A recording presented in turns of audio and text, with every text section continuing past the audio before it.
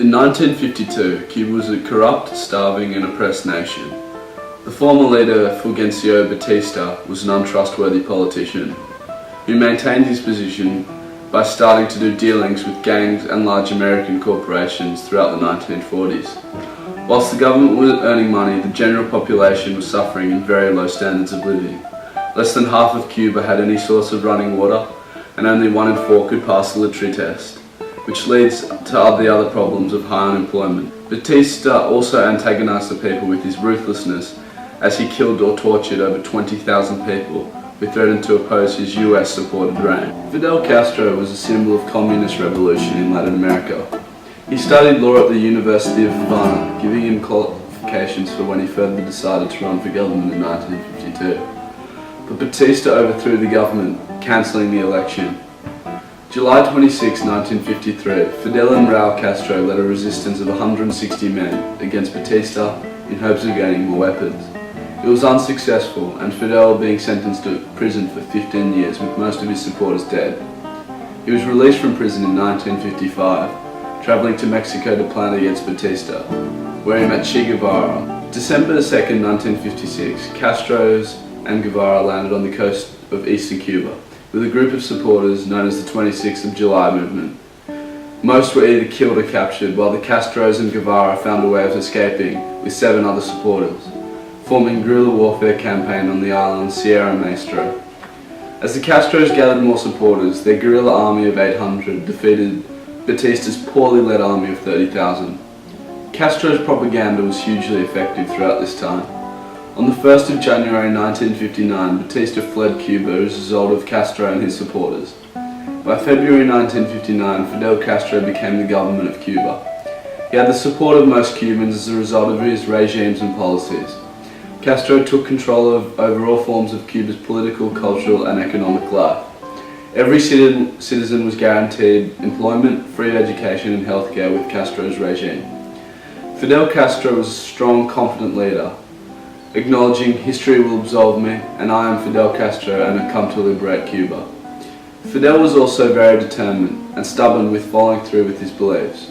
Although the government had an army of 375 times the size of Fidel's, the US told him they would stop imports and financial dealings, he continued to remain dedicated to his beliefs and the task ahead of him. After Castro came to power, he declared Cuba a communist state and stopped multi-party elections. As a result of this, socialist state healthcare and education were socialized, which ultimately improved them. However, over 1 million Cubans fled to the United States and formed an anti-Castro community. This was because the new government took control of the country by nationalizing industry, redistributing property, collectivizing agriculture, and creating policies that would benefit the poor. The US stopped trading with Cuba, and in 1960, Eisenhower reduced Cuba's sugar import quota by 7 million tons, and in response, Cuba nationalized some $800 million worth of US property and businesses. However, Cuba then became close allies with the Soviet Union. Because of their lessened trade, Castro had to start food rationing. Cuban families relied on the distribution system. Within this rationing system, different allowances were made based on gender, age and dietary requirements. After the success of the Cuban Revolution, many other countries tried to emulate a similar course. In 1956, the rest of Latin America was still under corrupt government rule, and in some cases were in very similar scenarios to Cuba's previous state before the revolution. After Fidel's success, he became determined to export his revolution to other countries in the Caribbean and beyond.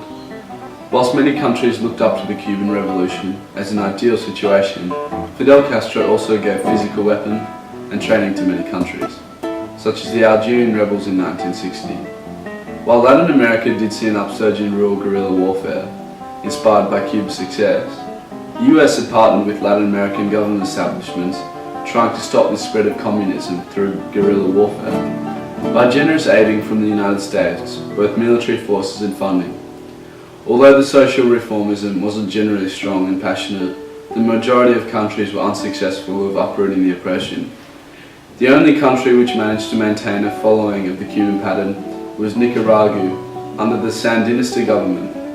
However, once the collapse of the Soviet Union caused Cuba to lose its chief foreign ally, the Cuban Revolution had lost its lust Even in the eyes of the disadvantaged left home times, Cuba is still under the Castro government, still the most influential country in Latin America, and is slowly mending its relations with the US.